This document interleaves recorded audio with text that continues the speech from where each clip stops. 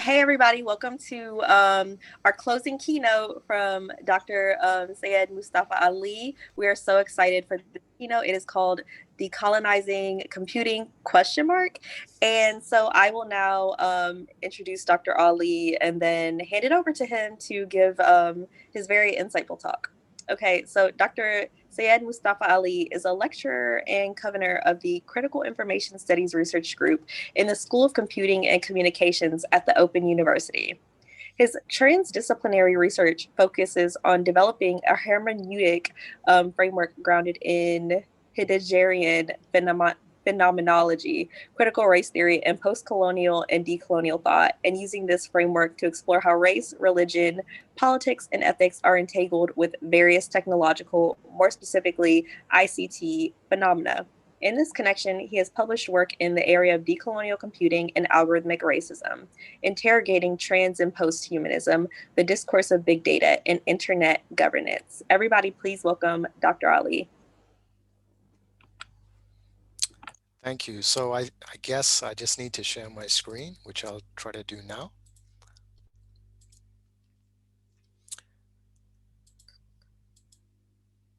And I just need to get on speaker view, I think.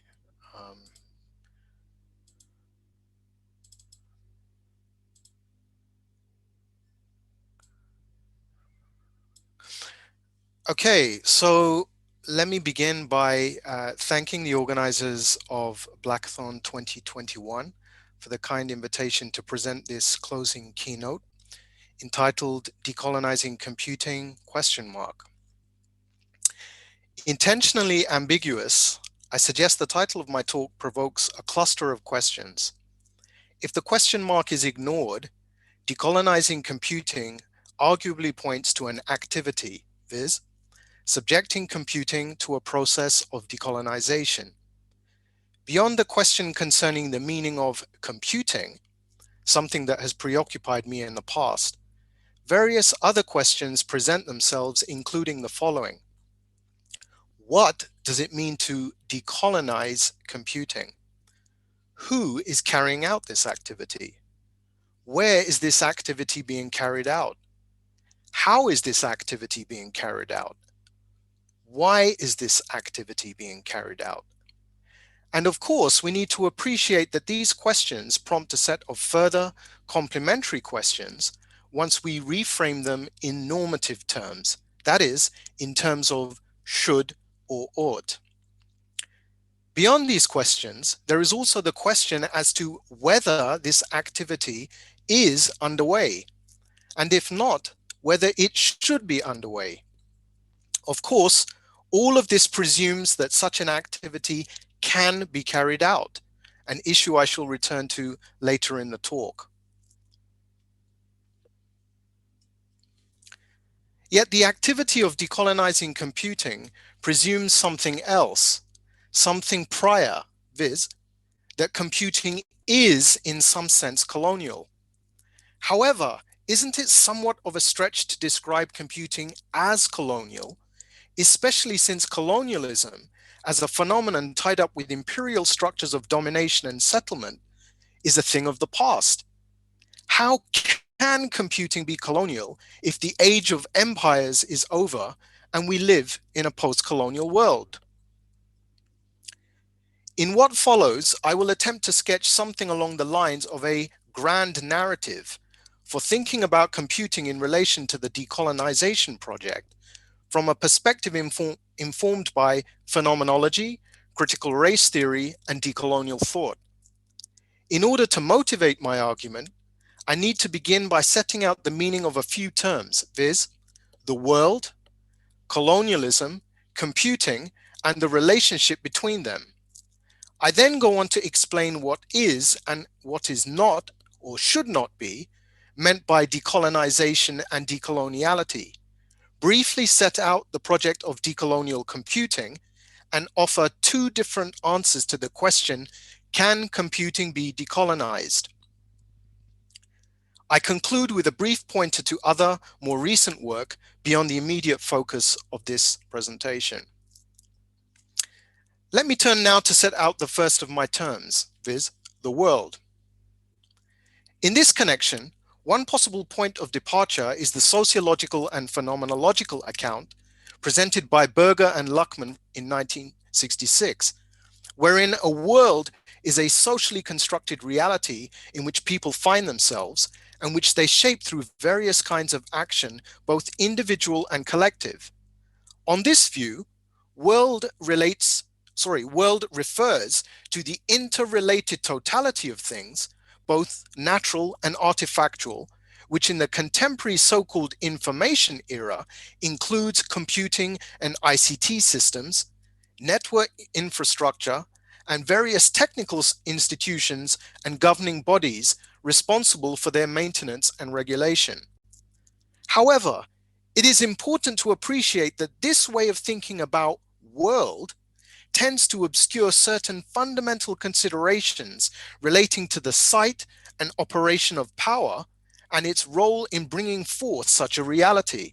That is, constituting the ontology or way of being of a world.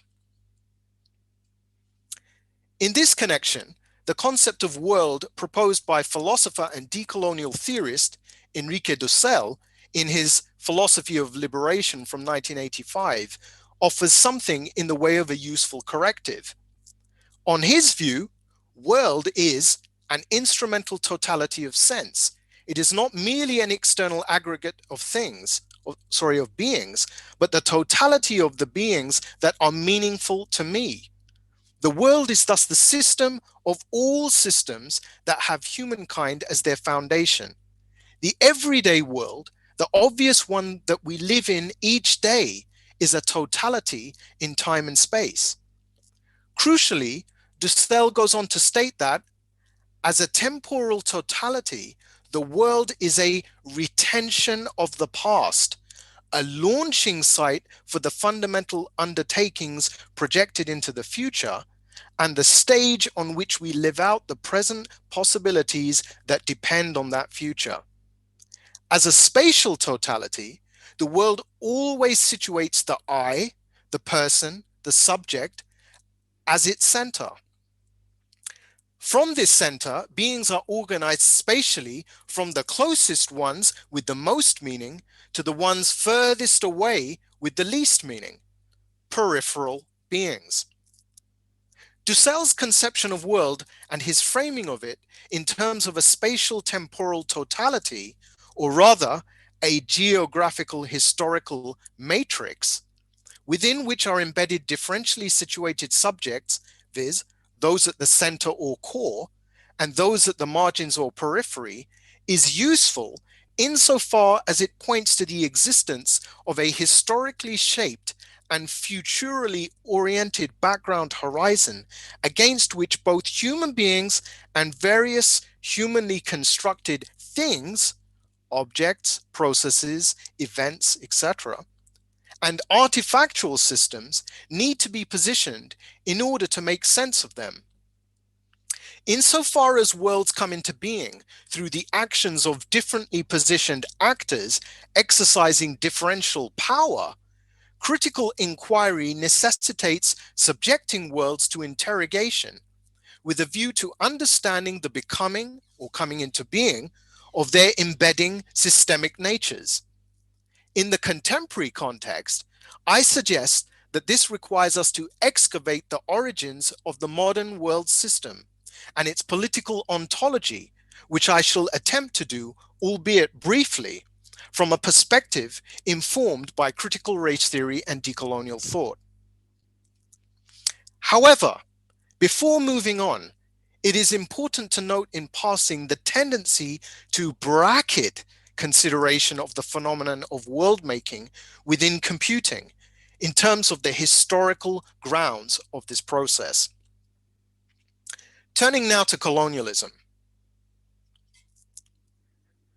According to seminal world systems theorist Immanuel Wallerstein, the history of the modern world system has been in large part a history of the expansion of European states and peoples into the rest of the world, commencing with the so-called Columbian voyages of discovery in 1492 of the Common Era, which resulted in the emergence of a capitalist world economy. In order to understand the nature of this expansionist project, two other terms require unpacking: colonization and colonialism. Colonization, from the Latin colere, to inhabit, refers to an ongoing process of control by which a central system of power dominates surrounding lands and their resources, people, animals, etc., through a process of settlement, that is, the establishment of a colony. Colonialism, by contrast, refers to the establishment, exploitation, maintenance, acquisition, and expansion of a colony in one territory by a political power from another territory. Crucially, it involves a set of unequal relationships between the colonial power and the colony, and between the colonists or colonizers and the indigenous population or colonized.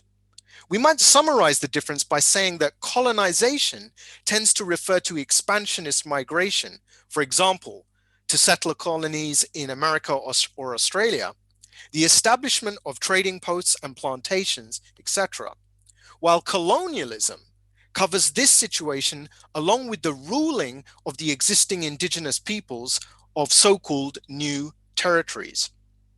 In its modern form, colonization involved the spread of tens of millions of Europeans around the world, so much so that in many settled colonies, European settlers formed a large majority of the population. Such settlement involved both expropriation of land, labor, materials, and knowledges, and the genocide of indigenous peoples and enslavement of others, specifically people of African descent. The modern colonial project commenced with the voyages of the Spanish and Portuguese empires in the late 15th century, which were later augmented by other colonial imperial European ventures: French, Dutch, British, and Danish in the 17th century, and German and Belgian in the 18th century.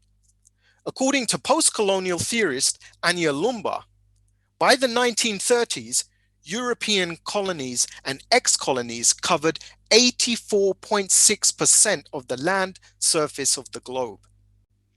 An important, arguably categorical difference between European colonialism and classical or pre-modern colonialism is that, according to Wallerstein, European colonialism brought forth a world system constituted by a European core and non-European periphery, the modern world of global capitalism, marked by an ensemble of socio-cultural norms, attitudes, and practices that can be traced to Renaissance and Enlightenment developments within Europe, and which culminated in a commitment to liberalism as the legitimizing political philosophy of dominant states within an emergent interstate system. Yet while liberalism might be the defining self-narrative of modernity, it must be reiterated that colonialism is its dark, obscured, occluded, constitutive underside. In short, there is no modernity without colonialism. Furthermore, and crucially, European colonialism, in contrast to earlier forms of colonialism, was a project with religious come racial foundations, insofar as there was a constitutive entanglement of colonialism with processes of racialization, that is, taxonomic exclusionary race construction, the latter functioning as a non-reductive organizing principle in the violent forging of the binary, hierarchical, world systemic structural opposition of what the late Stuart Hall referred to as the West and the rest during the longue durée of the 16th century and thereafter. Colonialism as a project of European political domination involving settlement formally ended with the national liberation and independence or decolonization movements of the 1960s. Yet the modernity which colonialism engendered persists, albeit transformed under the condition of postmodernity, which has meant the persistence of certain sedimented colonial ways of knowing and being. That is colonial epistemology and ontology, based on systems of categorization, classification, and taxonomization, and the embedding of these in practices, artifacts, and technologies. It is these legacy systemic structuring logics, ontological, epistemological, cultural, political, economic, etc., what is referred to as coloniality, which persist in the contemporary post-colonial era, notwithstanding the formal end of colonialism, that I suggest need to be considered in relation to the question concerning whether computing is colonial. So much for the world and its entanglement with colonialism.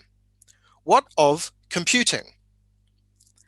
As to the nature, that is, essence or whatness of computing, my position continues to be at least partly informed by the phenomenological view advanced by computer and cognitive scientist Brian Cantwell Smith, as set out in his work from 1996 on the origin of objects.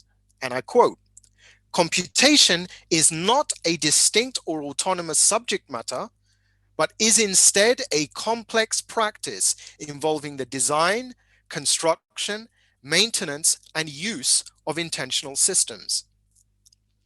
By an intentional system, Cantwell Smith refers to a system characterized by a certain directedness, which, following the philosopher Martin Heidegger, he conceives in terms of instrumentality, that is, readiness to hand or toolness, and availability for use in the achievement of something.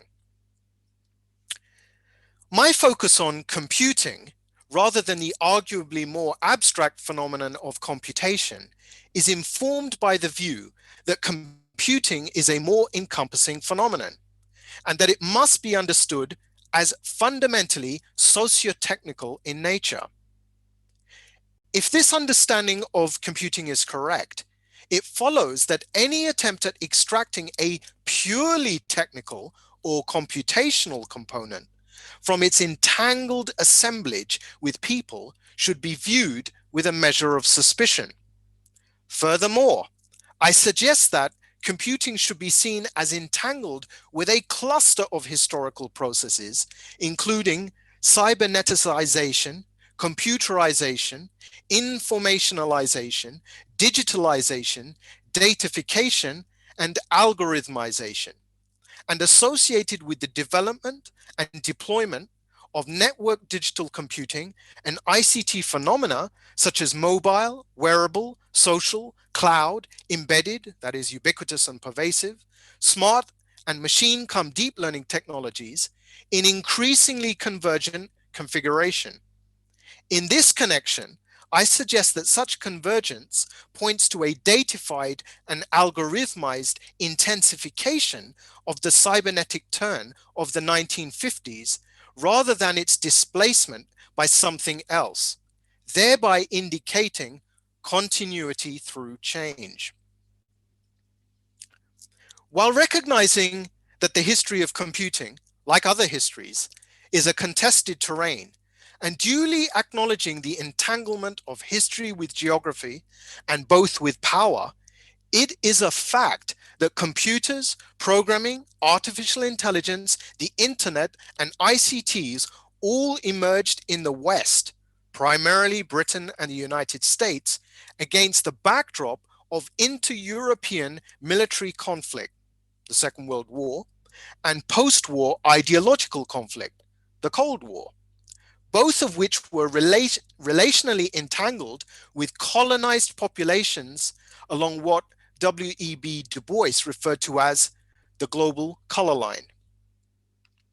As to the relationship between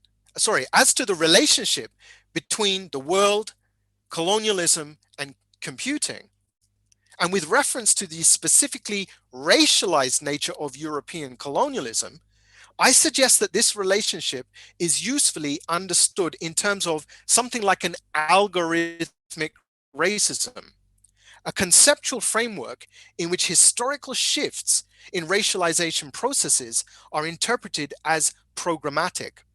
On this reading, computing should be seen as the latest iteration in the relational logic of algorithmic racism, a techno-scientific refinement for purposes of maintaining modern colonial world systemic hegemony under increasing contestation.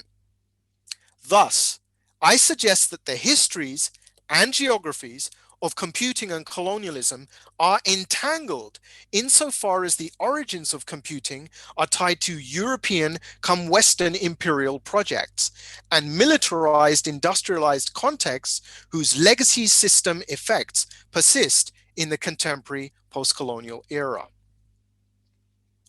In this connection, consider, for example, resource extraction in the Congo, which has gone on for centuries and which continues to power the global north, commencing with the extraction of copper for computing systems during the Cold War, and more recently cobalt for lithium-ion batteries and coltan for mobile devices. Tracking supply chains and the operating logics of racial capitalism affords us an insight into the coloniality of computing as resources, patterns of consumption, and the production of waste create circuits involving the core and periphery of the world system. In short, I want to suggest that computing, at least in its hegemonic or dominant form, is colonial in some sense because, as a modern phenomenon, it is founded upon and continues to embody aspects of colonialism, specifically the structural and facilitating logics of coloniality. Going further, I maintain that computing has become a, if not the, primary means by which the racialized colonial project has perpetuated itself in the post-colonial era.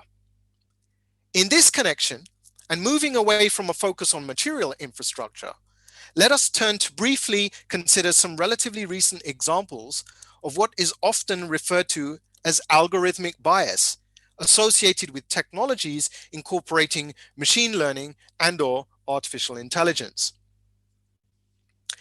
Google's photo app, which resulted in Black people being classified and tagged as gorillas, a problem which apparently remains unfixed till today.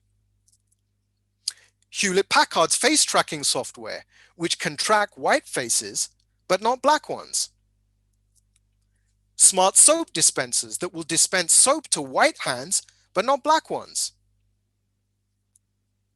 The Zoom app, which was unable to recognize the head of a Black man as a head.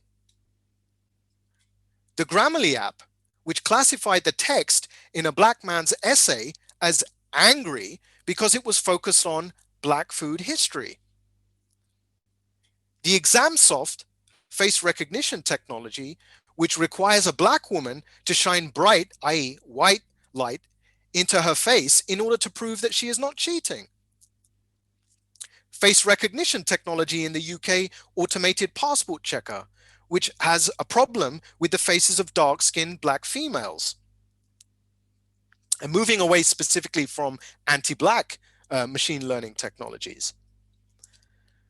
Google's photo app, again, which returns pornography when searching for Arab or Russian or Ethiopian girl in the Zionist settler colonial state of Israel.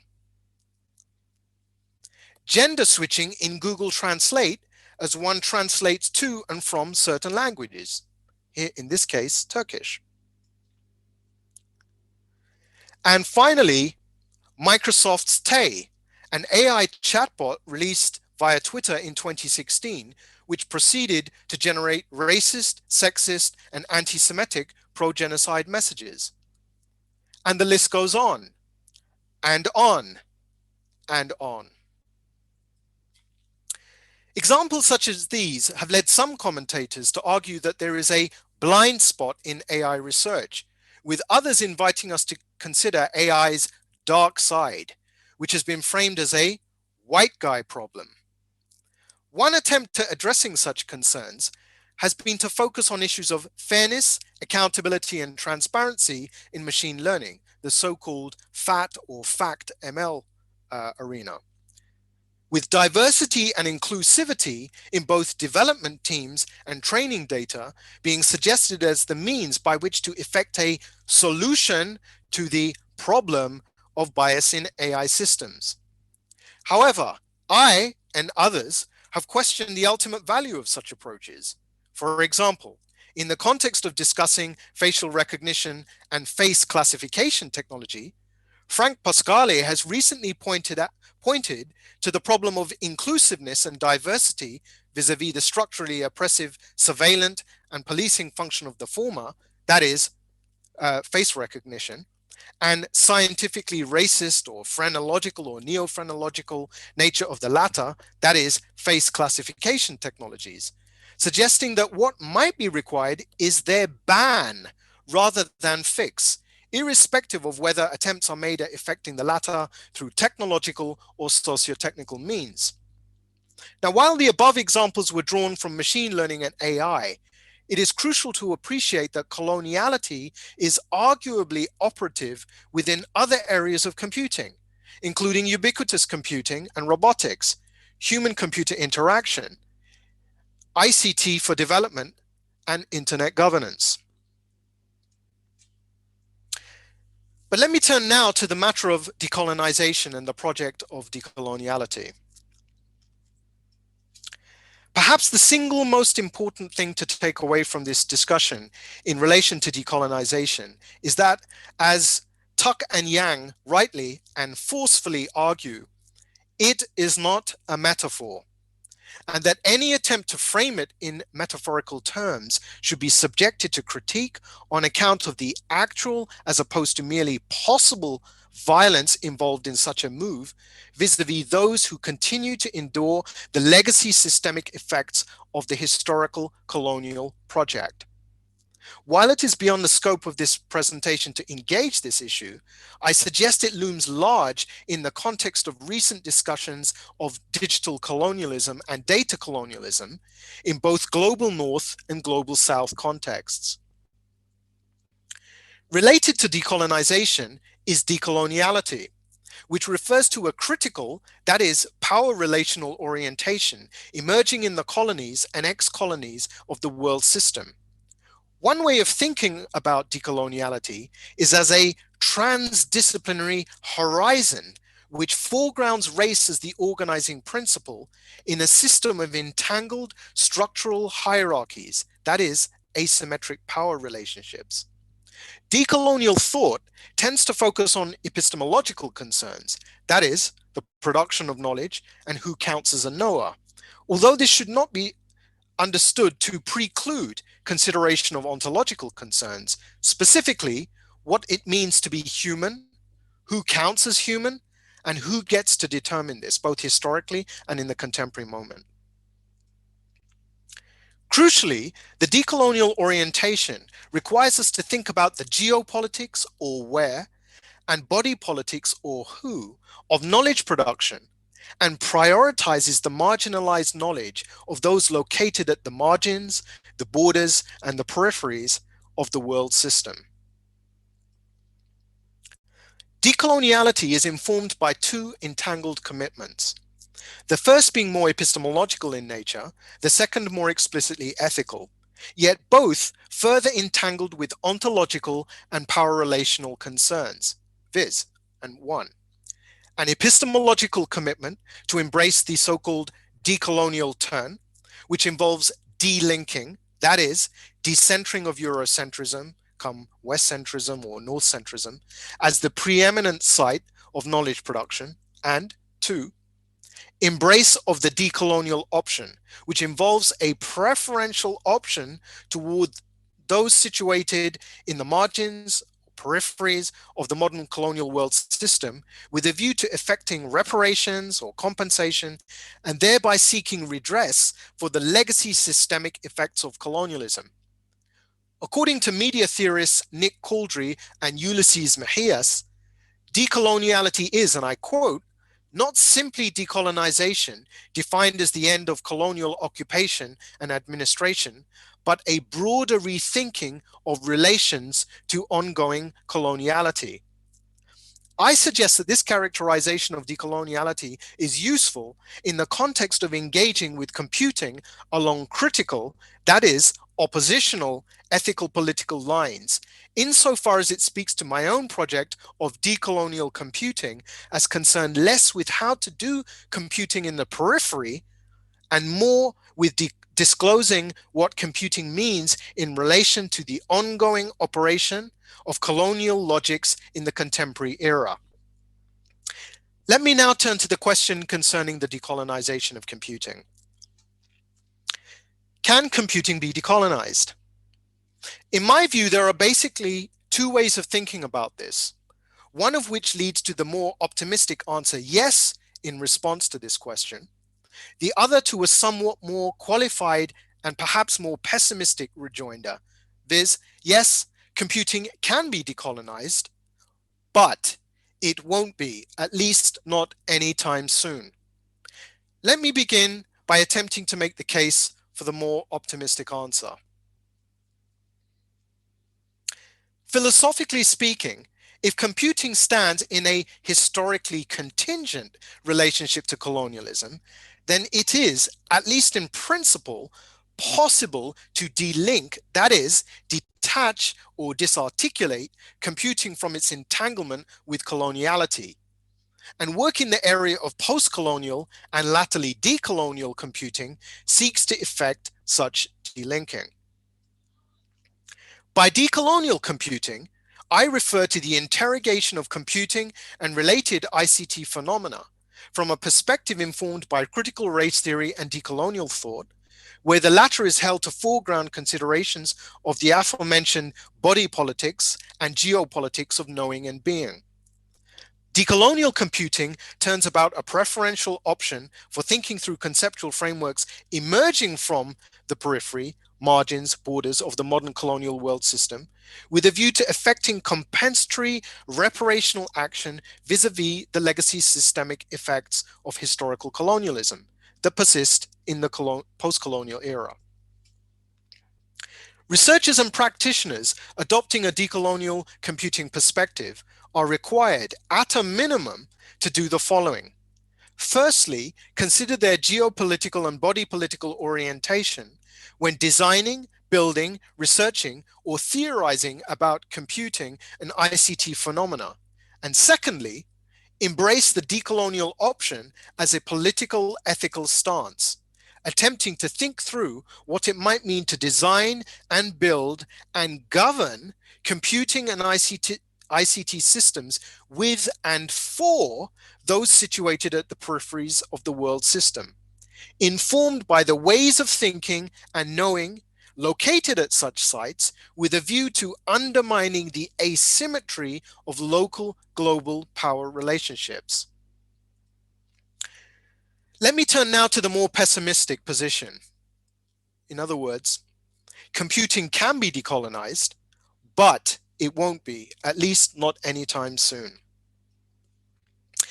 In this connection, Paula Chakravarty and Mara Mills provide a useful point of departure when they ask the following question.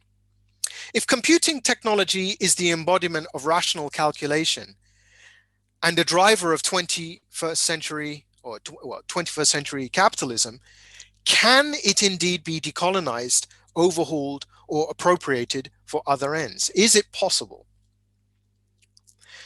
I want to suggest that even if the relationship between computing and coloniality is historically contingent, in its dominant or hegemonic contemporary form, computing does not merely carry the legacy systemic traces of colonialism, but is fundamentally driven by a relentless colonizing logic.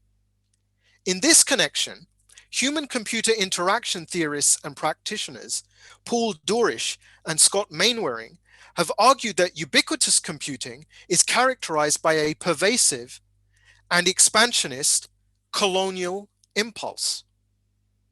While endorsing this view, I suggest that this colonial impulse is far more deeply embedded in the broader expansionist thrust of computing associated with the transformation of the modern world through incessant computerization, latterly digitalization, and more recently datafication, and the rise of a purportedly global information society following the cybernetic turns of the 1950s that I alluded to earlier. And this is a view I would suggest is shared by a number of commentators. For example, concomitant with developments in network social computing has been the rise of what some commentators have referred to as surveillance capitalism and data colonialism, the extraction and datafication of human behavioral surplus generated through interaction with digital technologies for purposes of generating saleable prediction products, and perhaps more importantly, biopolitical governance. And we could broaden that to include necropolitical governance, building on the work of Achille Mbembe. While there are certain problems with the framing of data colonialism insofar as the latter tends to center capitalism, while somewhat downplaying the intrinsic entanglement of the latter with racism and processes of racialization, I concur with these commentators that the colonizing imperative associated with data extraction will only be intensified through the rollout of the Internet of Things, which Russell and his other fellow authors in a 2018 piece, which I think appeared in Nature, maintain envisages a global infrastructure in which physical objects are coupled with embedded, ubiquitous computing facilities and virtual representations within an electronic network, allowing for new forms of intelligent interaction between these objects. The physical world, increasingly populated and penetrated by smart objects, turns into an exponentially expanding address space for computerized networks. So much so that it is argued we have reached a planetary scale of computation. In this connection, I suggest that one useful way of thinking about the entanglement of extant surveillance data capitalism or data colonialism with the proposed development and rollout of the Internet of Things is in terms of a shift from boots on the ground to bits in the ground, or perhaps bits from the ground, settler colonialism as effected by digital proxy. While opposition to such digital and/or data colonialism is emerging in both the global north and global south, it tends to be framed in terms of national and grassroots calls for data ownership, localization, and sovereignty. Largely absent from such proposals are questions concerning the desirability of the relentless drive for datafication associated with digitalization, its entanglement with neoliberal developmentalism, the seductive and addictive power of digital technologies, and the sociopolitical and economic costs of withdrawing from them. This has led at least one commentator to suggest that there is a process of algorithmic infrastructuration underway, and that it just might be too late to reverse it. By way of conclusion, I should like to briefly engage with the issue of reversal and set out two different takes as to what should be done. One view, advocated by those subscribing to an abolitionist stance, is to attempt to roll back on such developments, to undo that which has been done. Grounded in the African come Black experience of transatlantic slavery and its legacy systemic afterlives, the abolitionist orientation towards the colonizing imperative of computing focuses on the pursuit of freedom from surveillance and carceral anti-Blackness as it manifests in a variety of technological assemblages associated with predictive policing, recidivism, differential access to healthcare, housing, schooling, etc. While acknowledging the importance of this orientation, which requires us to consider the persistence of the past in structural terms, I suggest the need to complement this with another, more presentist orientation, focusing on preventing that which is in the process of being done. Grounded in the historical precedent of the 19th century Luddite opposition to machinery harmful to the commonality, yet reorienting the commonality along decolonial lines, and with a fugitive commitment to keeping silent about that which cannot, should not be spoken about, that is made public. This position entails a commitment to intervention, including possible violent socio-material intervention, with a view to preventing the totalizing digital colonization of the life world.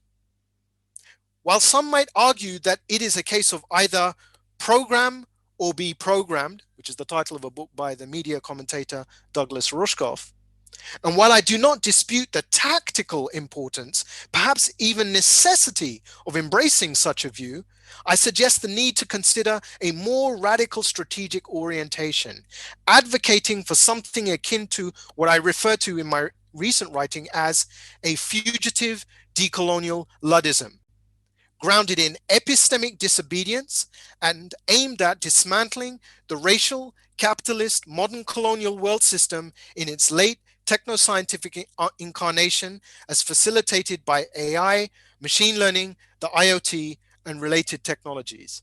And as to what constitutes the details of fugitive decolonialism, Luddism, watch this space. Thank you very much.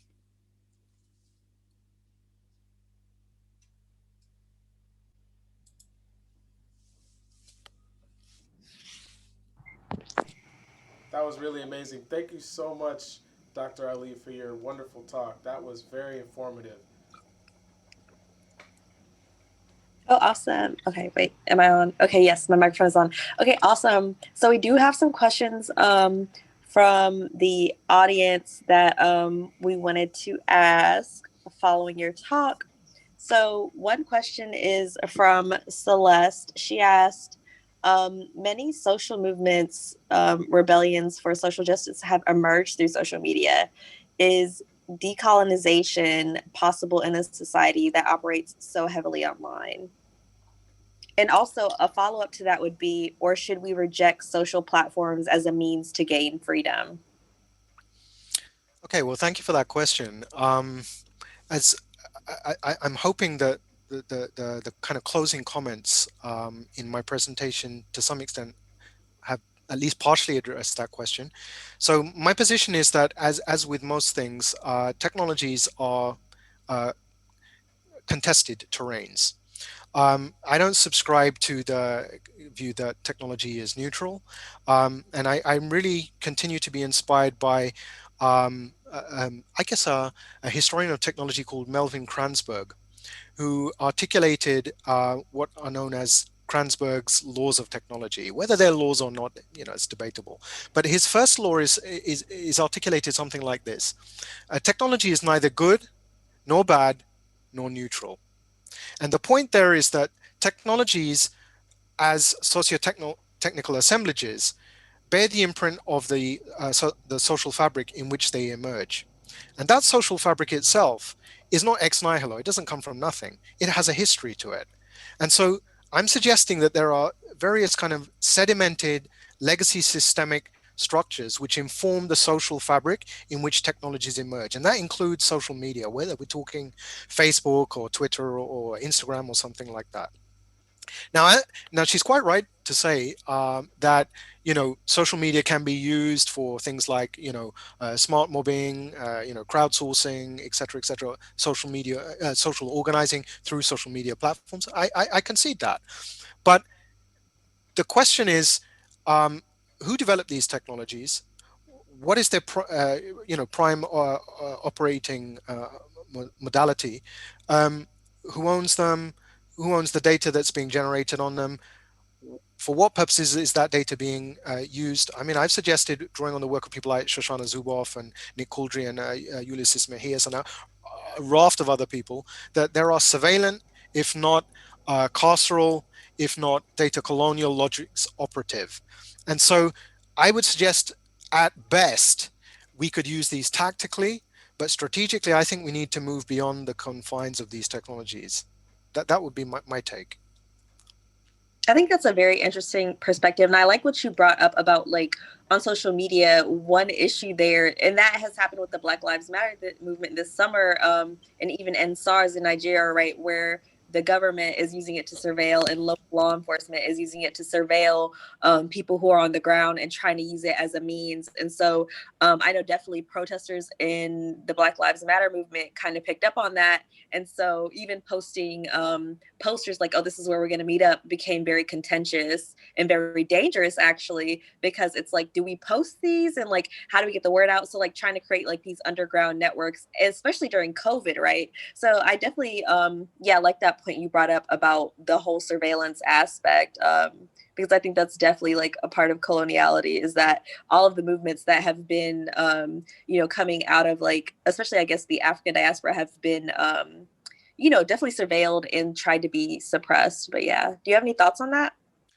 Well, I just wanted to riff off something that you mentioned because as you mentioned the kind of like a underground, I think underground railroad. Um, I mean, or going underground. I'm thinking Harriet Tubman. I'm thinking railroads as infrastructure, and I'm thinking about doing infrastructure otherwise, doing it differently, for fugitive purposes, to avoid carceral logics, to avoid containment, to avoid surveillance. So it might be, and as I said, I believe in a fugitive orientation, which is also about let's stop talking publicly on these platforms. Need to know, maybe we'll get the ideas out there, but we don't need to give details. But the idea of something like the equivalent of an underground railroad, you need an underground tech infrastructure to be able to do this kind of work. I would suggest that's the way to go with this. Yeah, I I think. actually, Wait, go go ahead. ahead, Dave.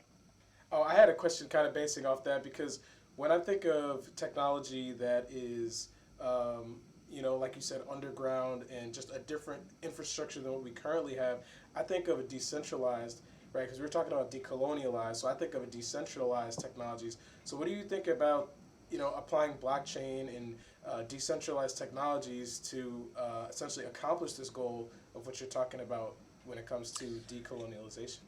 Here's where I put up my hands and just plead ignorance. I don't know enough about blockchain to know whether or not that is the right way to go. I mean, I know people are looking at things like blockchain as because of the encryption issue. Yeah. It might be a way to kind of evade uh, various forms of kind of surveillance and carceral uh, practice, and particularly hegemonic or dominant practice.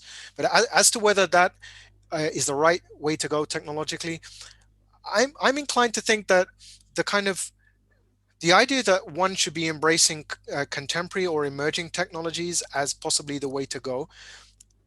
I'm suggesting that it might be useful to think about almost going retro, kind of like going backwards and rediscovering technologies which have been discarded as waste, as of no value, and actually finding ways to re-weaponize them to do the kind of, well, for me, fugitive decolonial Luddite work. Because let's remember the Luddites, and here I just want to take 10 seconds of time, if I may, just to kind of set the record straight about the Luddites. So the Luddites are not anti-technology. The Luddites are about opposition to machinery that is harmful to the commonality. How could they be anti-technology when they were weavers? I mean, they were using weaving looms. And weaving looms, okay, they weren't mechanized weaving looms, but that's a form of technological apparatus. What they were attempting to resist is what some commentators refer to as the kind of, if you like, socio-technical organization that attempts to um, almost in a kind of like a vortex fashion, suck everything into it and reassign and reorder people's position within that social fabric. So this was a kind of socio-technical intervention they were attempting. And if anything comes out of this evening's presentation, if people could, maybe consider to kind of go away and research about just Luddism and rediscover that history, because it's a fascinating history, but it's a very, I mean, it's a not just a Eurocentric history, it's a very UK centric history. And what I want to do is say, okay, well, that was affecting weavers in the 19th century with the rise of the Industrial Revolution. But there's no Industrial Revolution without transatlantic slavery, without enslaved African bodies, without the genocide in the Americas, without the extraction of resources from the Americas and the Caribbean, etc. So we need to complicate the picture of the Industrial Revolution. I mean, the late Eric Williams, in his landmark text "Capitalism and Slavery," I think first president of Jamaica, if I understand, or Trinidad, if I have my geography and history correct, writes this seminal work, which has been hotly contested ever since its publication by white historians who just understandably feeling fragile and maybe backlashing somewhat against the position that he's arguing, which is capitalism and the Industrial Revolution and the enslavement of black people are all entangled. And I mean, I think increasingly with people engaging with the discourse of racial capitalism, and that's one way of framing it, that this is going to affect at least part of the necessary discursive pushback to enable us to ask these kind of questions about what might it mean to do Luddism in the periphery, in among the wretched of the earth. What might that mean? And what might it mean to do a Luddism in the periphery that's underground? Okay, I love that. And I do want to, okay, so I want to briefly go back to, I really like a point you made earlier that I wanted to say about Twitter potentially being carceral. I think that's such a good way to put it, because if you do have the carceral state weaponizing Twitter, at that point it does become carceral. And that's why carcerality just ends up being this very big thing, because everything is carcerality, right? It's like especially like according to like the writings of like Foucault and like some new writers coming out, right? But I also like what you said about potentially resisting the idea that emerging technologies could be forms of resistance, right? Because I mean, there is some good stuff coming out about using blockchain for privacy. I know that Sandy works on that in the Media Lab and stuff like that. So there is stuff, like Dave said, coming out about like using blockchain for privacy. But then even then, I think that the infrastructure that even got blockchain to that point, right, is based on a coloniality, and so that still needs to be interrogated. So I really do like love these questions and these conversations. And did anybody else have anything to say before I like ask the next person's question? Yeah. If I could, I just want to add one thing about this, because let's remember that the blockchain is a soft technology. Yeah. So it piggybacks or sits on hard technology, technological infrastructure. And I'm talking cables, I'm talking routers, switches, the materiality of computing. And there's I kind of I think an STS, so science technology and science technology studies theorist and historian Nathan Ensmenger. He's done some fantastic work constantly pointing us to the fact that, look, we're dealing with infrastructure which is fundamentally material, and not just in the fact that it has material implications in terms of climate change, ecological fallout, calling into question the whole so-called phenomenon of green computing, etc., as a non-starter. I mean, you think about server farms and the amount of water that's used to keep the processes cool there, etc. But the thing that kind of worries me when we look to soft solutions, particularly emerging soft solutions, is the fact that the physical infrastructure, we don't own it, we don't control it, it can be switched off. So it can be, I don't want to say blacked out, it can be whited out. Mm-hmm. Yeah, and that's why, I mean, there's a really good book by two co-authors, Jack Goldsmith and Timothy Wu, I think, called Who Controls the Internet? And it just gets into the issue of the kind of the history and the geography, but also the materiality of the fact, the internet isn't the thing that just kind of floats around that we're using now to talk. And, isn't it great that there are web pages and links and the rest? No, there is actually a physical infrastructure. And so this kind of Platonic mythology that somehow the web and all this soft apparatus that we might want to create in it, whether it's the cloud, and clouds tend to be white and they tend to kind of drift away, and they could drift away and take us with them. Maybe that's a new form of, dare I say, enslavement ship. The cloud itself, it just takes people away to different spaces, different places to do different work. So I really want to get us to think about the socio-materiality of computing, and Yeah. issues of ownership and control, and also think about the possibility of rolling back to, as I said, waste, discarded, out of date technologies. Hmm. Wow, And also, that. Oh, go ahead. yeah, I was gonna say It's that dope.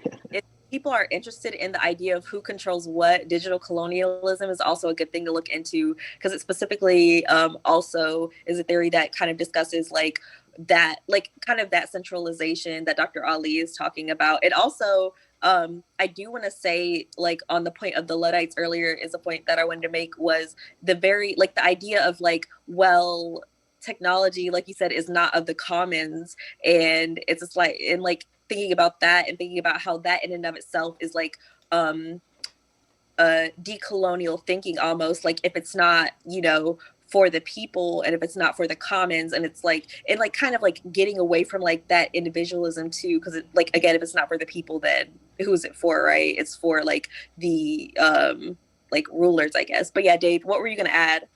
Yeah, so what I was going to ask was kind of like to respond to Dr. Ali's comment about soft solutions not fixing the hard problems with the actual hardware. With that being said, what do you think are the implications of decolonial computing on the classical computer architecture that we have, right? Like everything we have now is built on von Neumann, right?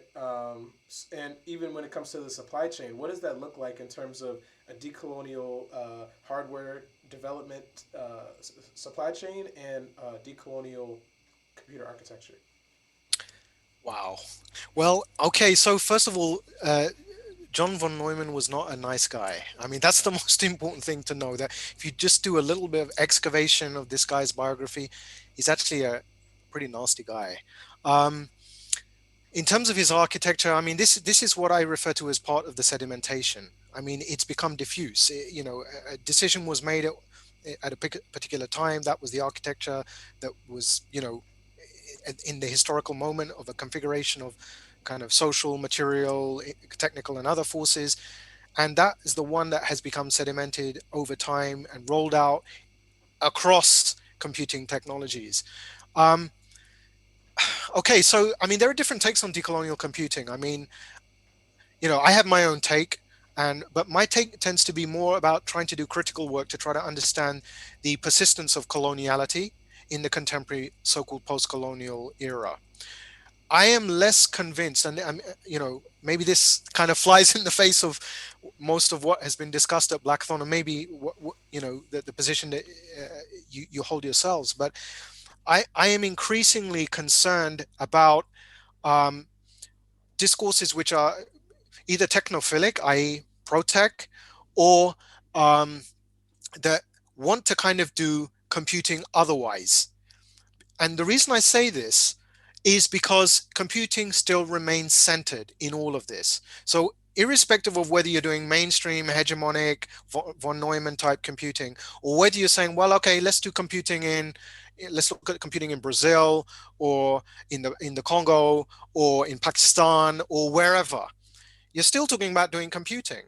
And how much change is actually going to happen? I mean, okay, even if you come up with a new architecture, so you move away from the kind of more centralized von Neumann architecture, or maybe you want to embrace some kind of quantum computing or kind of biological, you're still centering computing. And what I'm increasingly finding myself thinking about is the tendency to center computing. Now, what I mean by this is I'm not suggesting that computing should be off the menu. It's not going to be off the menu. Even if I wanted it off the menu, it's not going to be off the menu for the foreseeable. But is it possible for us to imagine a world in where computing is not centered, even if it's done otherwise than in its dominant form today? What if it's decentered, and so much so that it almost becomes just part of the periphery? And I don't mean the ambient periphery, because it's so diffuse, it's everywhere, it's so pervasive. I don't mean that. I mean that it becomes less important to us.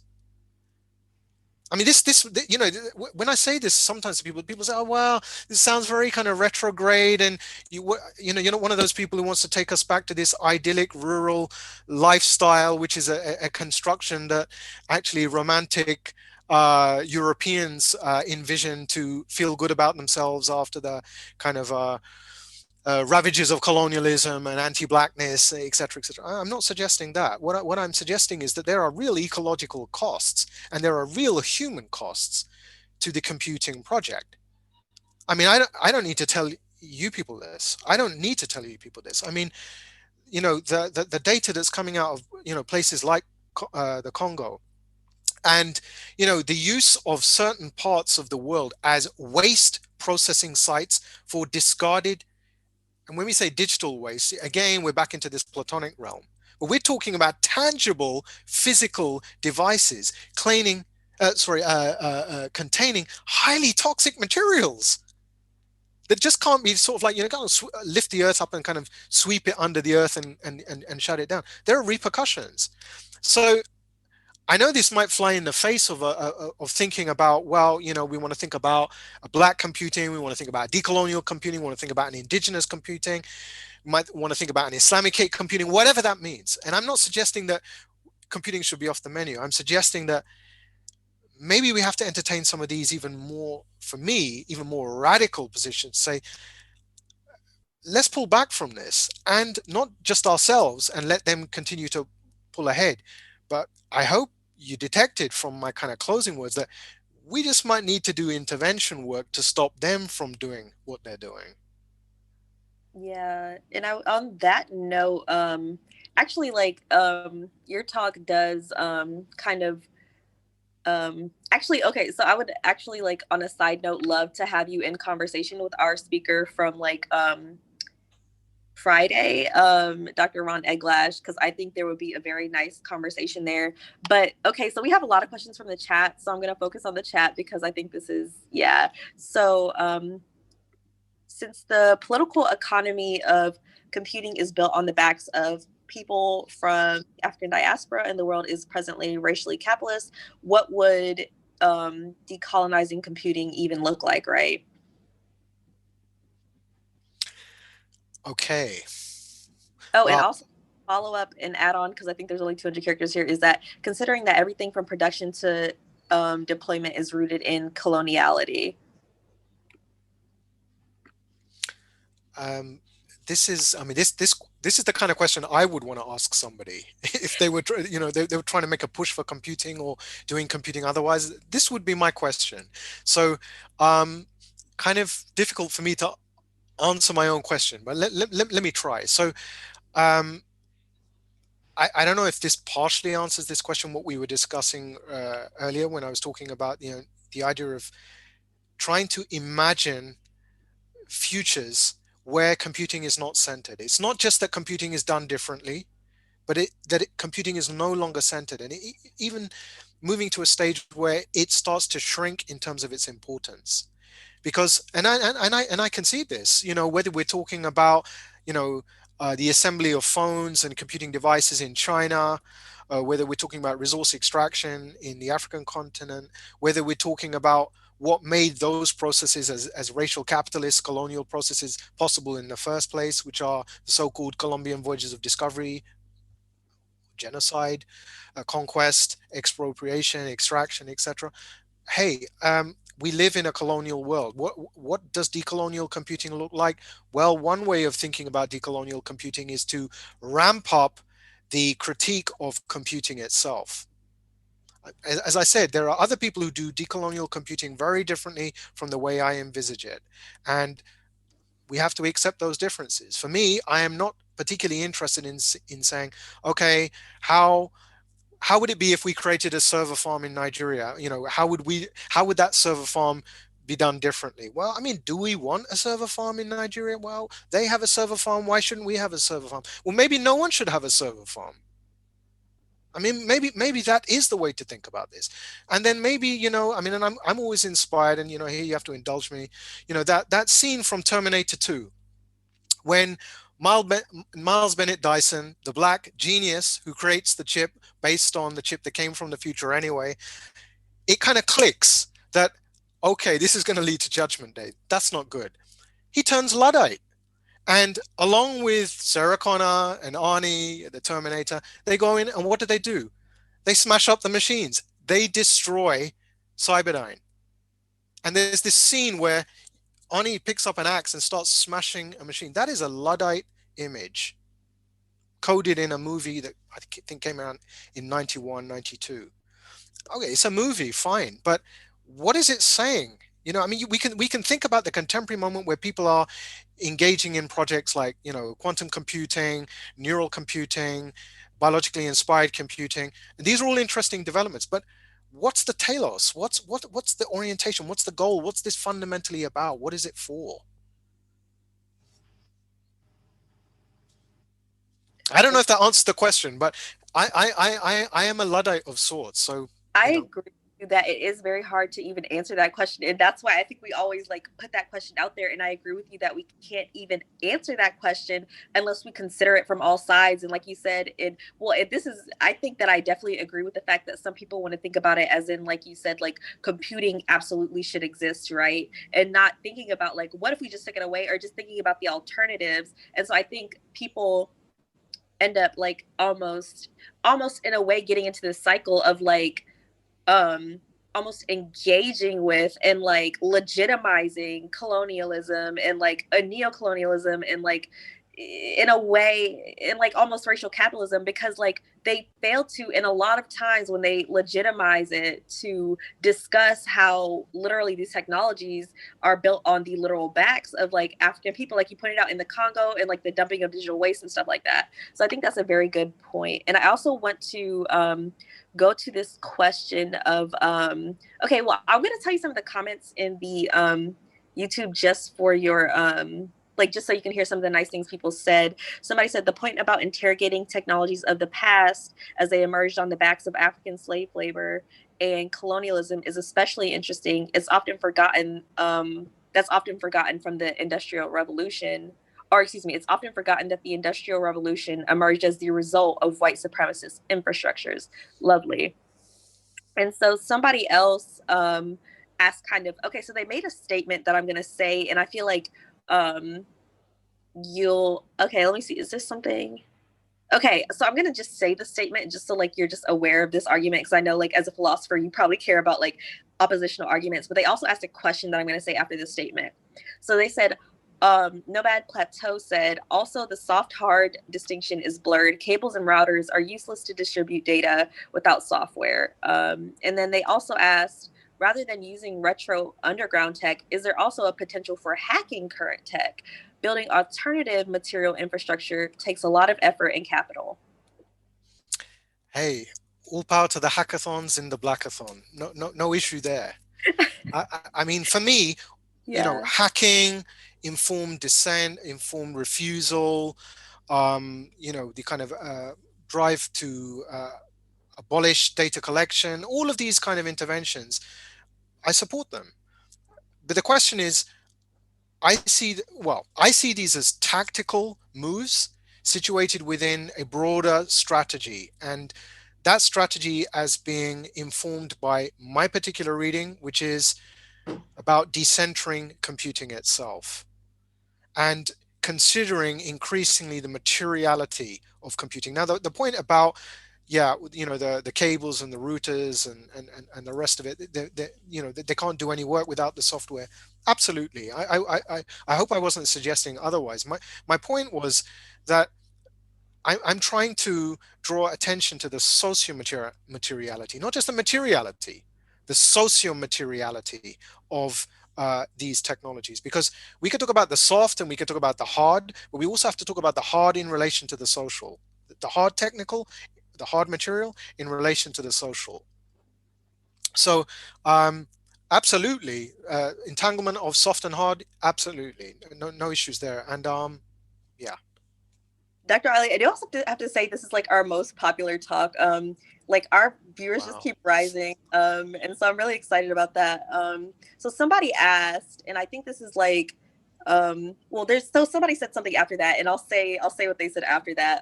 It was very, it's cool. But okay, so Celeste asked, on returning to underground tech, what happens to accessibility? How can we ensure that people with disabilities are heard, seen, and able to use older or wasted technologies that perhaps did not probably serve them, or excuse me, perhaps did not properly serve them in the past? Celeste, I love that question because like there's a whole branch of computing that focuses on making like tech more accessible because they're often like disabled people are usually an afterthought, right? Or differently able people. And yeah. So what are your thoughts on that, Dr. Ali? Okay, just quickly. So I think that's a really important question, and I really respect that line of intervention. Um, Accessibility and the non-marginalization of another specific group of people who have been historically marginalized through technology.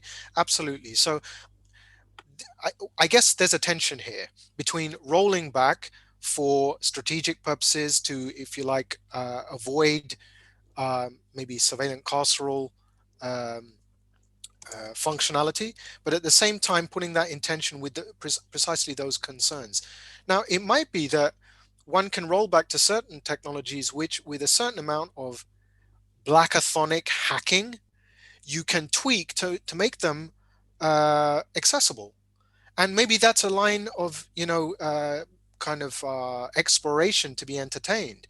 Um, I don't think it is necessarily the case that that which has come earlier has necessarily always been incapable of servicing those communities, such as people with disabilities who have historically been marginalized.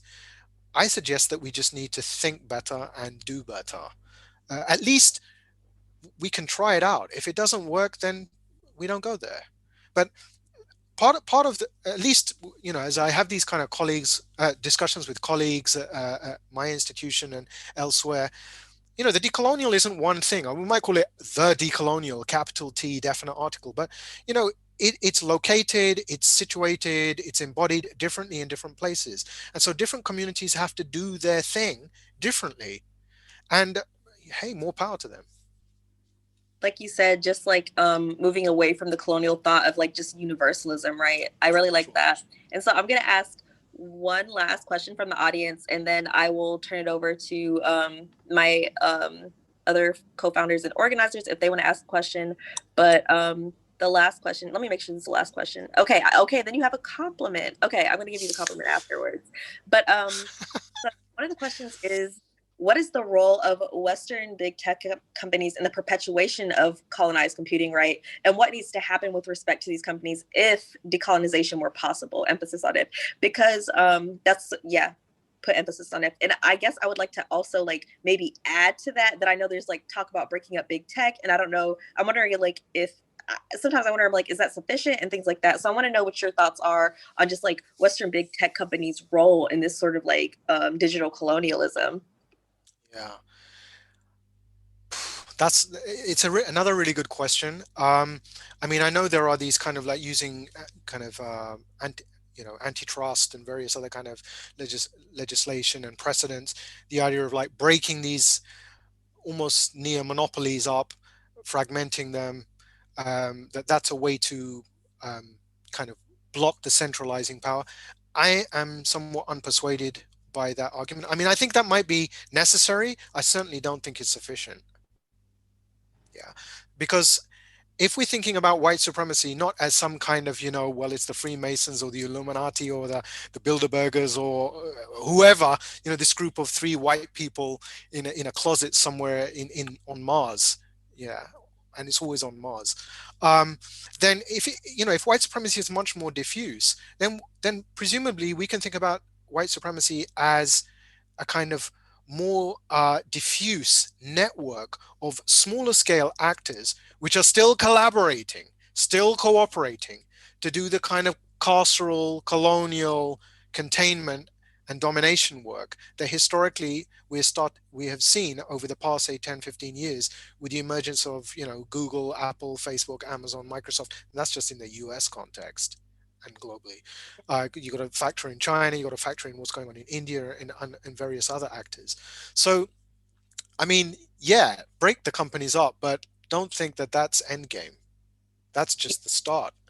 No, I think no, I agree. I think that's like good insight. And so I also am just gonna ask if like any of like my co-organizers wanted to ask a question. And if not, I was going to just read the last compliments from the crowd. I wanted to. Oh, no, I was going to give a compliment myself, because not only have I been just soaking in all types of different information from not only your talk, but just this conversation. This is exactly like, in terms of like Blackathon and just the mission to try to like push this type of conversation forward and bring these things to light. This is exactly, the type of conversation that we need to be having and everything. So I just want to give you that compliment and like bringing that to light. Exactly. We really do appreciate your talk. And I know, okay, so before I say these compliments, when we emailed Dr. Ali, he said, by the way, this might not mesh with like your event. And we were like, no, like that's the point, is we're trying to like be kind of, like he says, like on the peripherals, or like as like Black feminism would say, like on the margins, and just say like, hey, like what can we do to kind of shake things up and just like resist like these forms of oppression that we face. And like obviously, like, there's different types of Black people that might face different things. But I'm going to move on to some of the comments, and the last one is like a compliment. So Nomad Plateau said Terminator 2 is a great example, though the Black computer genius dies.